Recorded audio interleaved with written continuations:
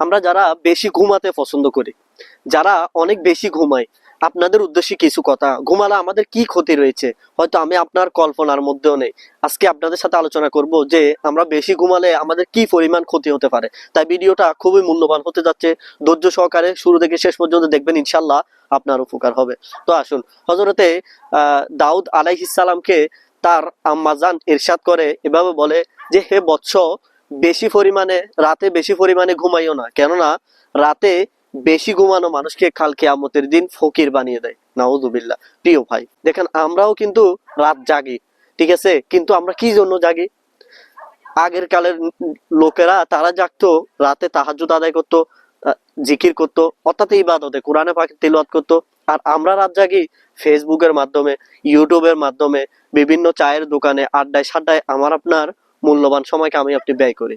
প্রিয় ভাই, তাহলে আমার আপনার এই সময়ের হিসাব কি আমার আপনার কাল কিয়ামতের দিন দিতে হবে না? তো আসুন আপনাদেরকে এই বিষয়ে একটা বোকা লোকের ঘটনা শোনাই। এক বোকা লোক একজন হাকিমের কাছে গেল, গিয়ে তাকে বলতে লাগলো যে আমাকে এমন কোনো ওষুধ দিন যেন আমি রাতেও ঘুমাতে পারি এবং দিনেও ঘুমাতে পারি। তো হাকিম তার কথা শুনে আশ্চর্য হয়ে তাকে বলল, হে বৎস, তুমি কতই না বোকা। সে কি বলল যে যেন রাতেও ঘুমাতে পারি। তো আমাদেরও এরকম মানে শখ রয়েছে না, দিনও ঘুমায় রাতেও ঘুমায়।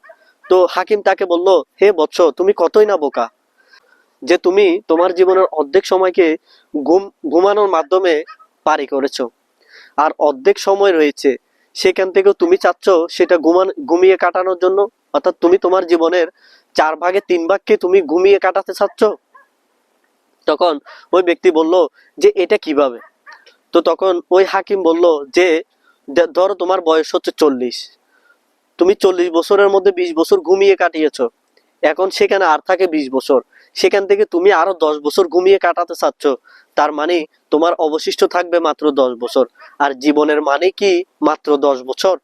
প্রিয় ভাই, আমরাও কি একটু চিন্তা করেছি যে আমরা যারা দিনেও ঘুমাই রাতেও ঘুমাই, আমরা শুধু ঘুমানোর মাধ্যমে রাত্রে আমরা 3টা 4টা পর্যন্ত ফেসবুক চালাই, এরপরে সারা দিন আমরা ঘুমাই। অনেকে আছে রাতেও ঘুমায় দিনেও ঘুমায়। প্রিয় ভাই, আমার আপনার যদি এই অভ্যাস থেকে থাকে, এটা পরিহার করি। কেননা আমার আপনার অতিরিক্ত ঘুমানোর কারণে আমরা নেক আমল করা থেকে দূরে থাকি। আর এই নেক আমল থেকে দূরে থাকার কারণে আমাদের আখেরাতের সম্বল কমে যায়, আখেরাতের নেক আমল আমরা করার সুযোগ পাই না। যার কারণে আমার আপনার জন্য কাল কিয়ামতের দিন নিঃস্ব হয়ে ওঠা এটাই আফসোসের কারণ হয়ে দাঁড়াবে। তাই প্রিয় ভাই, আমার আপনার প্রতিটা সময় প্রতিটা দিনের হিসাব কিন্তু কাল কিয়ামতের দিন আল্লাহ পাকের দরবারে দিতে হবে। তাই আল্লাহ পাককে ভয় করি, নেক আমল করি এবং অতিরিক্ত ঘুমানো থেকে দূরে থাকি। আল্লাহ পাক আমাদেরকে আমল করার তৌফিক দান করুক, আমিন।